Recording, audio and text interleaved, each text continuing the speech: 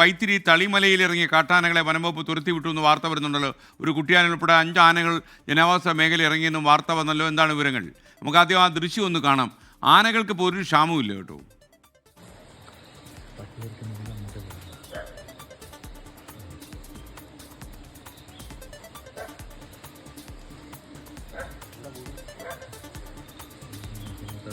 ഈ വരുന്ന വരവ് കണ്ടില്ലേ? സംസ്ഥാന സമ്മേളനമാണോ ആനകളുടെ? എനിക്കൊന്ന് ഈ കാട്ടിൽ നിന്ന് ഈ സാധനങ്ങളെല്ലാം ഇറങ്ങി നാട്ടോട്ട് പോകുന്ന കഴിഞ്ഞാൽ കാട്ടിൽ ആന വേണ്ടേ എന്നുള്ളതാണ്. എന്താ ചെയ്യുക? അപ്പോൾ സുർജിത്തെ പറഞ്ഞോളൂ, വിവരങ്ങൾ പറഞ്ഞോളൂ. ആന വന്നുകൊണ്ടിരിക്കുക.